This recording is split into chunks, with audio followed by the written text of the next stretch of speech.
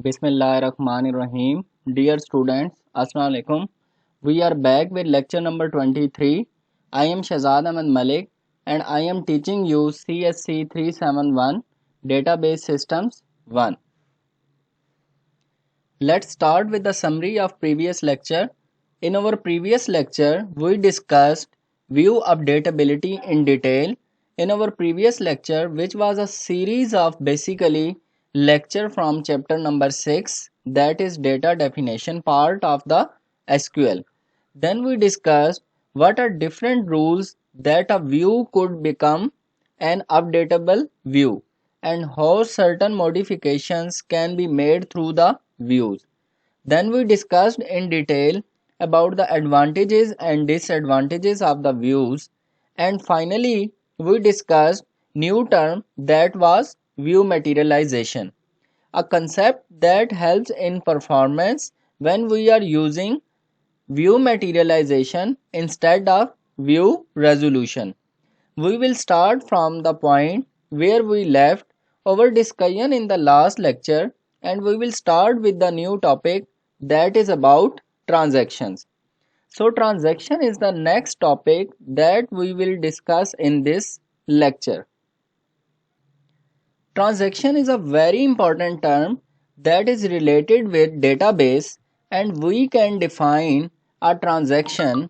First of all, we look at the model, transaction model that is supported by the SQL, and the SQL basically supports or defines transaction model based on commit and rollback. जैसा कि already मैं आप लोगों को commit और roll back का function बता चुका हूँ।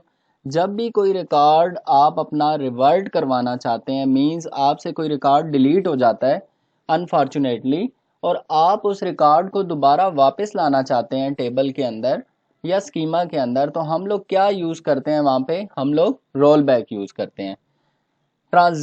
Transaction could be defined as logical unit of work with one or more SQL statements guaranteed to be atomic with respect to recovery.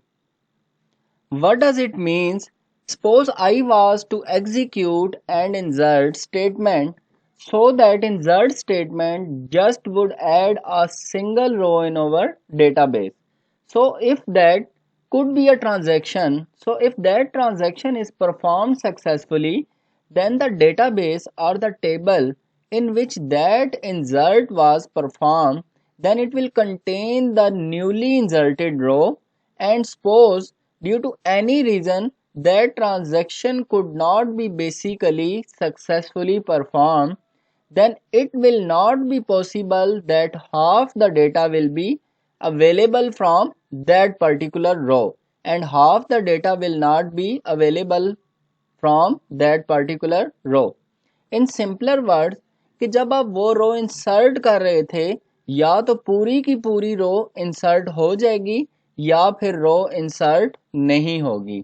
यही हमारे जो ट्रांजैक्शन होती है, ताकि सपोज डेटाबेस जो आपका है वो इनकंसिस्टेंट स्टेट के अंदर ना जाए, और अगर फ़र्ज़ करें हमें रिकवर करना है, वापस उसी सिचुएशन में जाना है, तो मतलब अगर कोई ट्रांजैक्शन मिडल में से फेल होती है तो फिर डेटाबेस को उसी स्टेट में चला जाना चाहिए जो उस ट्रांजैक्शन के होने से पहले स्टेट थी।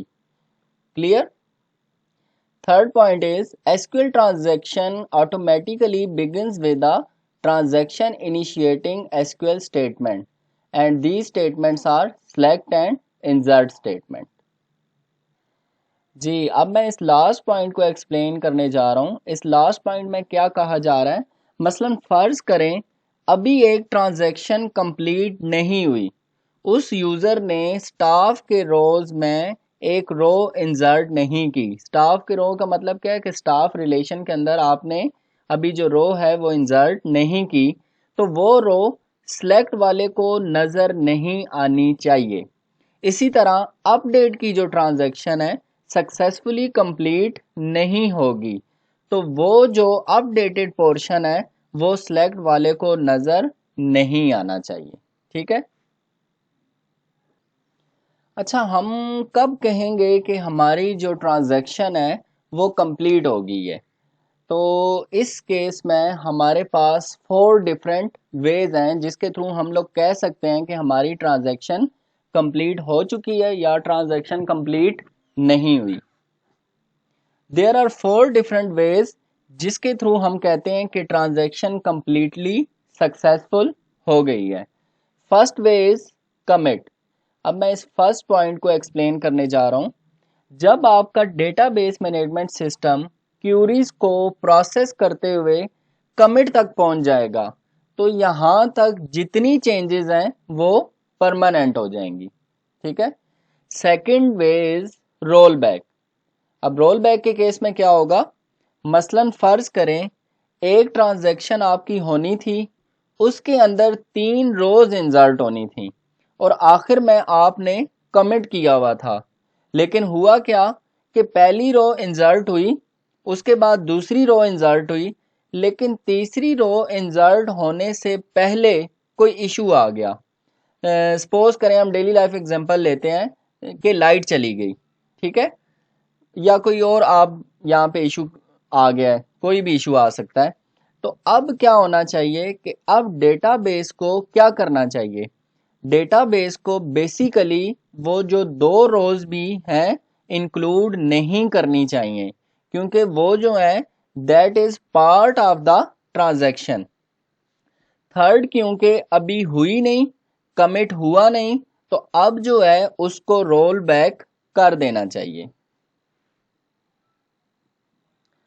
थर्ड पॉइंट के केस में क्या बताया जा रहा है? थर्ड पॉइंट के केस में ये बताया जा रहा है कि अगर हम प्रोग्रामेटिक एसक्यूएल स्टेटमेंट की बात करें तो आपका सक्सेसफुल प्रोग्राम तब ही टर्मिनेट होगा जब आपकी फाइनल ट्रांजैक्शन सक्सेसफुली कंप्लीट हो जाएगी, even if commit has not been executed. And the last point is for programmatic SQL abnormal program aborts the transaction. अगर आपका कोई एबनॉर्मल प्रोग्राम है तो वो ट्रांजैक्शन को क्या कर देगा? अबॉर्ट कर देगा, टर्मिनेट कर देगा। Next point is new transaction starts with next transaction initiating statement. Last slide में भी हम लोगों ने पढ़ा था, जो जैसे ही आपकी न्यू ट्रांजैक्शन स्टार्ट होगी तो आपकी जो नेक्स्ट ट्रांजैक्शन इनिशिएटिंग स्टेटमेंट है वो भी स्टार्ट हो जाएगी, एग्जीक्यूट हो जाएगी। ठीक है। Next point is SQL transaction can not be nested. एक बात आप मेक श्योर कर लें कि एसक्यूएल ट्रांजैक्शन जो है वो नेस्टेड एक्शन परफॉर्म नहीं कर सकती। हम लोग ट्रांजैक्शन को कन्फिगर भी कर सकते हैं। ठीक है। तो ट्रांजैक्शन को कन्फिगर करने का फॉर्मेट देखते हैं। सबसे पहले आपने यहाँ पे यूज करना है कीवर्ड सेट ट्रांजैक्शन। उसके बाद ये आपकी बिग ब्रैकेट्स हैं, इसका मतलब है ये ऑप्शनल चीजें हैं। इसमें फर्स्ट वन आपका आता है रीड ओनली, फिर पाइप साइन है, means optional. Second one is read write. और उसके बाद हमने फिर एक और ऑप्शनल चीज यूज की है ब्रैकेट्स के अंदर, आइसोलेशन लेवल। और इस आइसोलेशन लेवल के अंदर आपकी फर्दर 4 चीजें आ जाती हैं। First one is read uncommitted, second is read committed, third one is repeatable read and fourth one is serialisable. One by one अब हम इन तमाम चीजों को नेक्स्ट स्लाइड्स में डिस्कस करेंगे। जी, अगर हम लोग रीड ओनली या रीड राइट क्वालिफायर्स की बात करें तो इसमें क्या होता है कि इसमें आपकी ट्रांजैक्शन या तो रीड ओनली का एक्शन परफॉर्म कर रही होती है या इसमें दोनों ऑपरेशंस परफॉर्म हो रहे होते हैं, रीड का भी और राइट का ऑपरेशन भी। ठीक है, एट द सेम टाइम। लेकिन जो हम लोग डिफॉल्ट यूज करते हैं that is read write. Okay. Next point is confusingly read only allows a transaction to issue, insert, update and delete statements against temporary tables, but only temporary tables. Second point में ये explain किया गया है कि अगर आप read only option को use करते हैं तो आपकी जो इंसर्ट, अपडेट और डिलीट स्टेटमेंट है वो टेम्पररी टेबल्स के अगेंस्ट परफॉर्म नहीं हो सकती, वो इसको अलाउ नहीं करेगा। ठीक है। क्योंकि आप जस्ट रीड कर रहे हैं, आप उसमें ना ही कोई रिकॉर्ड इंसर्ट करवा सकते हैं, ना ही कोई रिकॉर्ड अपडेट करवा सकते हैं और ना ही कोई रिकॉर्ड डिलीट कर सकते हैं। टेम्पररी टेबल्स के अगेंस्ट आप ये वाली ट्रांजेक्शन्स परफॉर्म नहीं कर सकते। Next is isolation level. जो दूसरी हमारी उसमें ऑप्शन थी वो थी आइसोलेशन लेवल। आइसोलेशन लेवल का भी बड़ा इंपॉर्टेंट रोल है। आइसोलेशन लेवल इस चीज़ को इंडिकेट करता है कि आपकी जो ट्रांजैक्शन है उनकी आपस में अगर कोई ड्यूरिंग एग्जीक्यूशन जो है वो क्या आपस में वो कुछ शेयर करना चाहते हैं, या किस किस्म की इंटरेक्शन उनके दरमियान अलाउड है, या किस किस्म की इंटरेक्शन उनके दरमियान अलाउड नहीं है।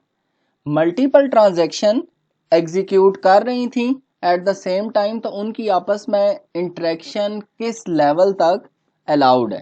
ठीक है, तो फर्स्ट जो आपके पास मैकेनिज्म है दैट इज डर्टी रीड। अब डर्टी रीड के केस में क्या होता है कि अभी एक ट्रांजैक्शन ने कंप्लीट नहीं किया, मतलब वो सक्सेसफुली कंप्लीट नहीं हुई ट्रांजैक्शन, तो इट मींस कि हमें गारंटी तो नहीं है कि वो होगी सक्सेसफुली या सक्सेसफुली कंप्लीट नहीं होगी, या लेकिन उस डेटा को रीड कर लिया जाए। हम क्या कहते हैं कि बेशक वो कंप्लीट हो या ना हो, इससे हमारा कंसर्न नहीं है, लेकिन उस डेटा को ऑलमोस्ट रीड तो किया जाए, तो ये थोड़ा सा रिस्क है। तो डर्टी रीड इस सिचुएशन को कहते हैं। ठीक है, a transaction reads data that has been written by another as yet uncommitted transaction। तो सेकंड जो मैकेनिज्म है वो है हमारा नॉन रिपीटेबल रीड। अब नॉन रिपीटेबल रीड के केस में क्या होगा, इसमें मसलन एक ट्रांजैक्शन ने कोई डेटा रीड किया, लेकिन उतनी देर में एक और ट्रांजैक्शन ने उसी के ऊपर कोई चेंजेस कर दी, मतलब मॉडिफाई कर दिया या डिलीट कर दिया डेटा, तो इट मींस कि अब जो उसने रीड किया है वो सही रीड नहीं है, तो उसको क्या करना पड़ेगा, उसको दोबारा री रीड करना पड़ेगा। तो इस फिनोमिना को क्या कहते हैं, नॉन रिपीटेबल रीड। थर्ड जो हमारा मैकेनिज्म है दैट इज फैंथम रीड। ठीक है, फैंथम रीड के केस में क्या होगा, मतलब अभी कुछ ही देर में जो है एक और ट्रांजैक्शन में न्यू रो ऐड कर दी। अब क्योंकि उसके पास जो डेटा है उसने स्टिल, क्योंकि ट्रांजैक्शन अभी कंप्लीट नहीं की थी फैंथम रीड वाली, तो उसमें जो है आपका इशू आ जाएगा। मींस अब उसके पास जो डेटा है वो अपडेटेड नहीं है, वो रोज नहीं है जो उसके अंदर होनी चाहिए थी। तो इस फिनोमिना को हम लोग क्या कहते हैं, फैंथम रीड। जी, तो अब हम इस आइसोलेशन लेवल को इस टेबल की फॉर्म में डिफाइन करते हैं, इसके थ्रू हमें चीज़ें इजीली अंडरस्टैंड हो जाएंगी। तो आपका जो वर्टिकल में है वो आपका आइसोलेशन लेवल है, और आइसोलेशन लेवल में ये वो आपके चार मैकेनिज्म है जो उसके अंदर लाई कर रहे थे। ठीक है, और ये हॉरिजेंटल आपकी वो तीन चीज़ें हैं जो हम ऑलरेडी पहले देख चुके हैं, जिसमें आपका डर्टी रीड आ रहा है, non repeatable read and phantom read. ठीक है, अब सबसे पहले हम आइसोलेशन लेवल रीड अनकमिटेड की बात करते हैं। तो इस केस में क्या है, आपका डर्टी रीड ऑपरेशन भी यहाँ पे परफॉर्म हो रहा है, नॉन रिपीटेबल रीड भी यहाँ पे परफॉर्म हो रहा है, और फैंथम रीड भी परफॉर्म हो रहा है।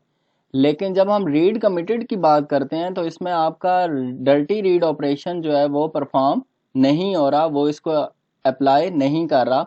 नॉन रिपीटेबल रीड यहाँ पे अप्लाई हो रहा है, फैंटम रीड भी यहाँ पे अप्लाई हो रहा है। थर्ड जो आपका है रिपीटेबल रीड, तो इस केस में ना ही आपका डर्टी रीड परफॉर्म हो रहा है, ठीक है, ना ही आपका नॉन रिपीटेबल रीड परफॉर्म हो रहा है, लेकिन आपका फैंटम रीड यहाँ पे अप्लाई हो रहा है। और लास्ट जो आपका सीरियलाइजेबल है, इस केस में क्या है, ना ही आपका डर्टी रीड ऑपरेशन परफॉर्म हो रहा है, ना ही आपका नॉन रिपीटेबल रीड परफॉर्म हो रहा है, और ना ही आपका फैंथम रीड ऑपरेशन परफॉर्म हो रहा है। तो इसलिए थोड़ा सा आपको इस हवाले से क्लियर करना है कि जब आप ट्रांजैक्शंस की कॉन्फ़िगरेशन कर रहे हैं, then you should choose the appropriate isolation level, and serializable is the safest one. Next one is immediate and deferred constraints. ठीक है, first point is do not always want constraints to be checked immediately but instead at transaction commit. ठीक है, इसमें यह बताया गया है कि ज़रूरी नहीं है कि हमेशा आप जो कॉन्स्ट्रेंट्स इसके ऊपर अप्लाई कर रहे हैं उसको इमीडिएट बेसिस पे चेक करें, rather than at transaction commit. First point is constraint may be defined as initially immediate जो बाय डिफॉल्ट है, और initially deferred indicating mode the constraint assumes at start of each transaction.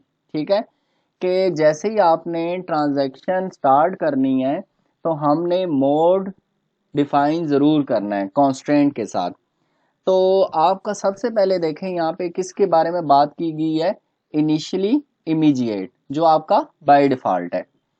Initial immediate से आपको बड़ा clear है कि फ़ौरन जो ही स्टेटमेंट एग्जीक्यूट होगी उसी टाइम पे कॉन्स्ट्रेंट चेक होगा, कमिट का इंतज़ार नहीं किया जाएगा। लेकिन अगर हम लोग इनिशियली डेफर्ड की बात करें तो इस केस में क्या होता है, इनिशियली डेफर्ड करते हैं हम लोग तो इसको हम कमिट तक डेफर्ड कर सकते हैं।